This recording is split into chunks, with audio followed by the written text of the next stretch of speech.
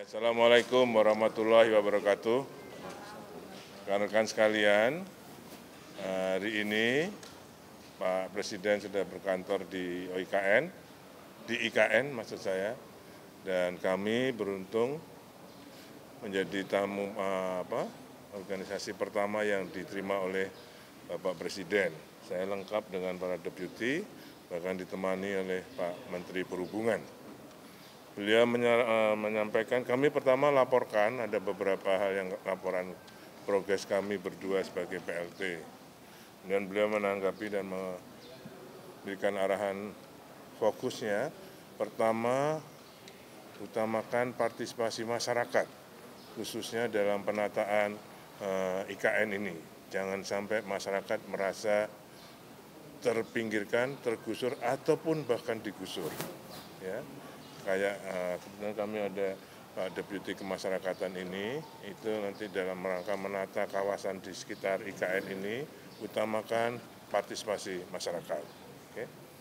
Yang kedua, untuk investasi, beliau juga menyampaikan bahwa IKN ini akan menjadi contoh tata kelola manajemen pemerintahan yang baik dan cepat. Tidak cukup baik saja sekarang, tapi harus cepat. Oke. Apapun perizinan dan sebagainya itu agar lebih cepat, dan ini akan menjadi contoh untuk tata kelola perkotaan lainnya. Contohnya sekarang yang tentang investasi. Dari 45 groundbreaking dari 1 sampai 6 yang sudah dilakukan oleh Bapak Presiden, kemarin hari Selasa tanggal 26 Juli sudah ditandatangani antara OIKN, perjanjian kerjasama antara OIKN dan para investor. Oke. Ada 14. Beliau minta segera dituntaskan yang 45 itu. Dan nanti minggu depan kalau Pak Presiden kunjungan yang ke sini, itu ada groundbreaking lagi sekitar 5, dan itu sudah harus PKS. Ya, kalau tidak PKS tidak akan groundbreaking. Okay. Lama BCA, kemudian Intiland, Indogrosir, RGE dan Swiss Bell Hotel. Ini nggak terlalu banyak, hanya 5, tapi itu harus sudah lengkap dengan PKS, termasuk perizinannya. Ya. Sehingga sekarang kalau dengan PKS, mereka sudah mulai membayar kontribusi itu, harga tanah. Dan kita masukkan dalam rekening sementara yang tidak akan dipakai oleh OIKN, belum boleh dipakai. Yang kedua, ya, jadi partisipasi masyarakat, karena kita punya di dalam pikiran Pak Presiden, kita punya 256.000 hektar. Jadi jangan sampai masyarakat merasa tergusur, tapi kalau bisa, kalau memang harus direlokasi, dicarikan tempat yang lebih baik. Kemudian,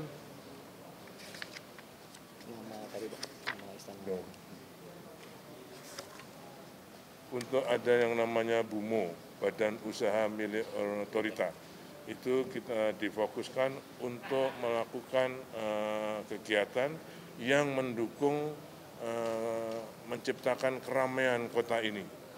Ya, misalnya bangun bioskop, atau misalnya teater. Itu pemanfaatan infrastruktur yang sudah dibangun di gerai-gerai atau ruangan-ruangan yang di bawah kantor-kantor Kemenko di Sumbu Kebangsaan akan dimanfaatkan untuk retail, dan itu dikelola oleh BUMO tadi. Ya, termasuk misalnya kebun binatang, yang membangun kebun binatang itu ditugaskan nanti kepada BUMO, jadi sudah lebih jelas lagi. Ya. Kemudian beliau menyampaikan ini Istana Garuda, bukan kantor presiden lagi, tapi namanya adalah Istana Garuda yang di bawah Istana Negara. Jadi dan namanya ada. Official namanya ini adalah Istana Garuda, dan di sana ada Istana Negara. Ya. Saya kira itu yang fokus. Kemudian Pak Menhub juga melaporkan beberapa hal. Silakan. Ya, Pak Basuki, terima kasih. Assalamualaikum warahmatullahi wabarakatuh. Rekan-rekan media. Saya diajak Pak Basuki untuk join di sini, dan pagi ini adalah transportasi memang tidak bisa dilepaskan dalam satu kegiatan kota, ya. Nah, karena saya melaporkan 4 hal kepada Pak Presiden. Pertama berkaitan dengan kereta api ART ya. Beliau dari sejak pertama kali saya lapor sangat eager untuk menjadikan ini sebagai moda transportasi yang ada di IKN. Dan saya laporkan kepada Pak Presiden bahwa ART rolling stocknya sudah ada di Balikpapan. Jadi kalau mau lihat besok sama saya boleh di Balikpapan. Dan itu akan diuji coba. Insya Allah tanggal 5 sudah mulai uji coba. Skema apa yang kita lakukan dengan perusahaan dari China itu, yaitu mereka memberikan layanan gratis pada kita. Jadi kita berikan jalan yang sudah dikonstruksi oleh OIKN dan juga PU dan membuat marka-marka free of charge selama Agustus sampai Desember. Jadi saat itu ada 2 transit, masing-masing 3 kar akan berputar dari Sumbu Kebangsaan, Sumbu Barat, Sumbu Timur, keliling dengan headway 5 menit. Nah, kita ingin juga bahwa ini berkelanjutan. Oleh karenanya pemerintah sudah mengalokasikan APBN sebagai by the service, ya, by the service, di mana nanti dilakukan lelang, yang memutuskan adalah pemerintahan yang akan datang, sehingga fair, karena memang kewenangan dari pengelolaan anggaran tahun depan adalah pemerintah yang ada. By the service adalah sebagai sama dengan investasi jangka menengah ya, yang dilakukan oleh swasta. Jadi tidak mesti yang dari Cina, bisa saja perusahaan Indonesia kerjasama dengan seseorang lalu mengelola dan pemerintah akan membayarnya. Yang kedua, itu tadi kayak jalan tol. Kita bangun jalan tol, operasi dan pemeliharaannya ditenderkan. Bisa jasa marga, bisa yang lainnya, BUJT-nya. Ini kayak gitu. Ya kan? Bersama, betul. Yang kedua tentang bandara, kita laporkan juga bandara IKN kita desain dengan suatu desain yang friendly, eco-friendly, lalu juga beberapa desainnya sangat lihat atau mendasarkan dengan kearifan lokal. Kita sudah bangun, kami membangun buildingnya, sedangkan runway dibangun oleh Kementerian PUPR. Ya, kita akan sekuat tenaga untuk menyelesaikan itu dengan baik. Ya. Untuk 17 Agustus, kalau kita buat 2 skenario, bisa di situ, tapi bisa juga di Balikpapan. Beliau mengarahkan jangan terlalu dipaksakan, jangan hanya untuk 17-an. Jadi beliau arahnya tegas, jangan semuanya, tidak hanya bandara, tapi semuanya jangan terlalu dipaksakan. Itu satu poin yang baik, ya, melegakan, karena kita tidak akan melakukan sesuatu kegiatan konstruksi yang nantinya gagal konstruksi. Itu secara profesional kita harus bertanggungjawabkan sebagai pemerintah. Oleh karenanya kami laporkan apa adanya, karena memang 2 bulan terakhir itu kami atau kita terganggu sekali karena sebulan itu cuma 8 hari. Jadi yang tadinya mestinya selesai memang ini ada kemungkinan delay. Jadi kemungkinan untuk menggunakan Balikpapan itu ada. Tapi insya Allah akhir Agustus ini akan selesai. Yang ketiga adalah berkaitan dengan indahnya Teluk Balikpapan. Jadi kita akan lihat Balikpapan seperti Labuan Bajo, banyak pinisi. Kami akan by the service sebagai stimulasi. Kita harapkan nanti swasta bisa melakukan itu, karena saya pikir teluk yang indah harus kita lakukan, dan kami akan kerjasama dengan ada yang milik PU, milik swasta yang memiliki destinasi wisata. Kita tahu ada preservasi orang hutan, ada penangkaran buaya. Ini bagian dari satu kegiatan pariwisata yang kami nanti akan berkoordinasi dengan kegiatan dari provinsi maupun OIKN. Dan yang terakhir tentu OIKN sudah merencanakan juga mengenai transportasi. Kita kolaborasi dari Balikpapan ke sini, kami yang tanggung jawab di dalam OIKN. Tetapi kami juga menyiapkan APMS ya, atau teknologi pemantauan pergerakan di OEKN. Insya Allah dalam waktu dekat ini juga selesai. Terima kasih. Apa? Ini sekarang ini masih terus dengan teknologi modifikasi cuaca. 24 jam. 4 pesawat. 4 pesawat, 1 di Balikpapan, 2 di Samarinda. Jadi masih terus. Ya. Ini tempat lain. Yang kan diserang di kan pergerakan dengan BMKG. Itu Pak Seto itu kan yang deputinya BMKG yang baru ya, ahlinya itu makanya ditahan dari Banjarmasin dan Samarinda dan Balikpapan 24 jam malam pun mereka terbang. Makanya ini mendung ini nggak kerja. Jadi setidaknya masih bisa kerja ya Pak? Oh iya kerja, paling kepiur gitu masih bisa kerja. Ya sekarang ini 2 minggu ini nggak hujan, alhamdulillah. Yeah. Kita lebih cepat. Pak, sebelumnya pipa air minum di IKN juga mengalami kebocoran, Pak. Itu lagi running test. Pasti ada, makanya justru namanya running test. Ini yang ketiga, tapi sekarang sudah masuk sini, tadi malam jam 2 aja saya lihat di Kaset Press. Di kompres ini sudah masuk, NTU-nya sudah rendah, ya, sudah di bawah 3. Jadi, tapi terus dibilas terus. Jadi maksudnya air kan sekarang sedang flushing ya Pak ya? Iya. Supaya nanti bisa jadi air minum Iya, beneran. iya.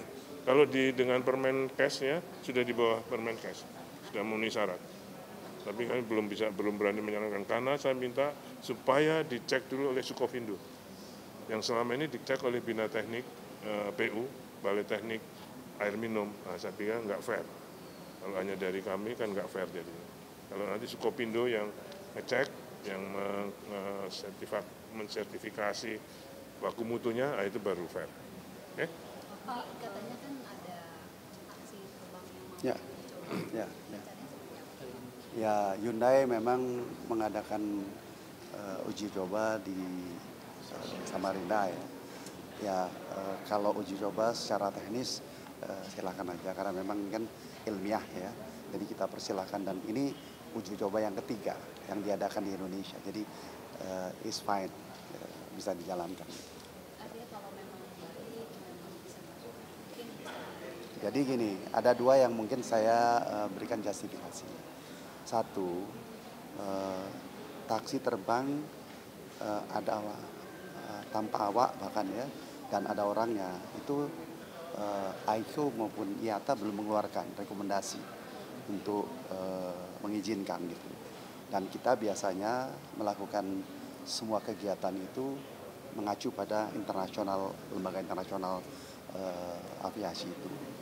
Yang kedua, IKN ini kan ibu kota, jadi kita harus pastikan security-nya itu memang terjamin gitu. Jadi tanpa bermaksud untuk mengatakan iya atau boleh, 2 sandaran itu menjadi pemikiran kita. Bagaimana taksi terbang itu bisa berfungsi di sini. Bisa saja kita di IKN tapi bukan di titik-titik pusat dan sebagainya. Tapi kami akan koordinasi. Kita lagi apply atau tanya dengan ICAO dan IATA apa yang menjadi regulasi secara internasional. Pak, sebelumnya pembangunan bandara VIP kan juga Bapak mengatakan masih 60%. Kira-kira sama sekarang ini pembangunan sudah berapa persen? Ya, jadi gini, bandara ini kita bangun dengan 2 size. Size yang kita katakan akan hampir selesai itu 2.200. Dan size yang ultimate pada bulan Desember itu 3.000.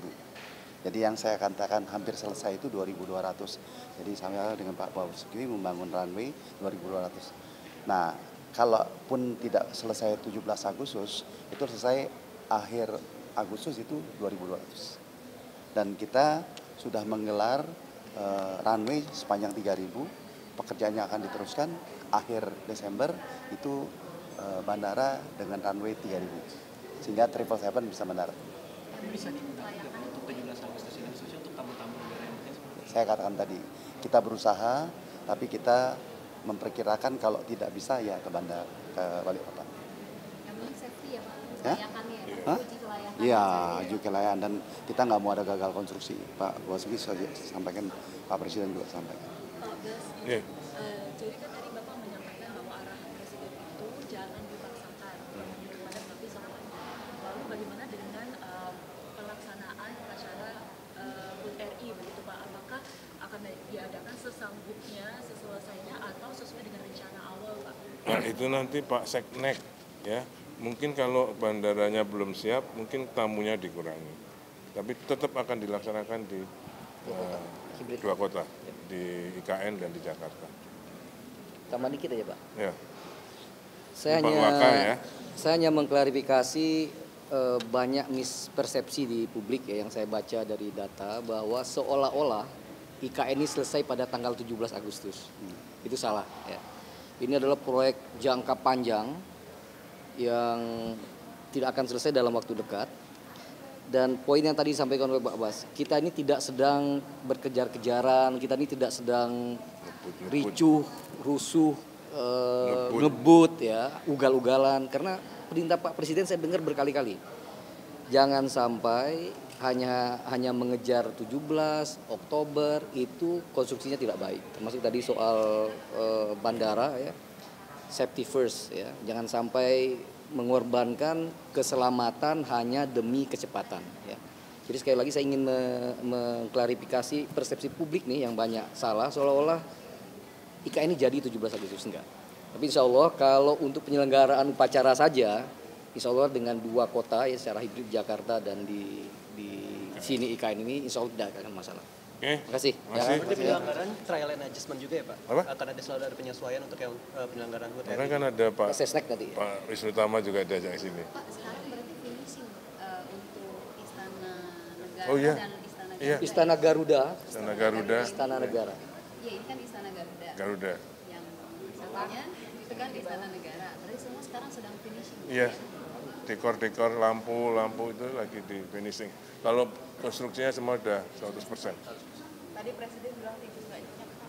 Ya karena AC-nya. Oh, Tapi ruangan ini memang bisa tidak ada AC, Pak? Ada, Oh, ada ya, Pak? AC-nya kan apa? Sealernya apa itu? Ya kan karena sealernya belum terisi air atau apa gimana? Namanya itu pertama ya, Pak. Oh iyalah. Ya kita open aja kan? Ada AC-nya. Ya. Tapi di ruangan lain dingin. Jadi padahal kemarin sudah tumpeng kan, sudah doa bersama. Sebelum. Terima kasih, Pak, itu. Hah? Listrik aman. Aman semua. Oke, di mobil kamu kurang itulah, freon atau gitu-gitulah kira-kira. Berarti untuk Presiden terpilih kayaknya akan mau berkantor di sini nggak nih, Pak? Ya ditanya beliau dong, masa nanya saya. Harapan kami sebagai warga negara, ya mudah-mudahan ini tetap berlanjut terus apa yang dilakukan Dan oleh yang Pak Jokowi. bisa saya tambahkan ya, sejauh ini sejak proses kampanye sampai beliau terpilih ya, komitmen sustainability ya, keberlanjutan program-program Pak Jokowi itu 100% dilaksanakan oleh Pak Prabowo maupun Mas Gibran, termasuk IKN. Jadi nggak boleh ada keraguan politik bahwa dua pimpin pucuk kita itu akan meneruskan IKN seperti yang direncanakan pada saat Pak kali ini. Prabowo mau berkantor sini nggak, Pak?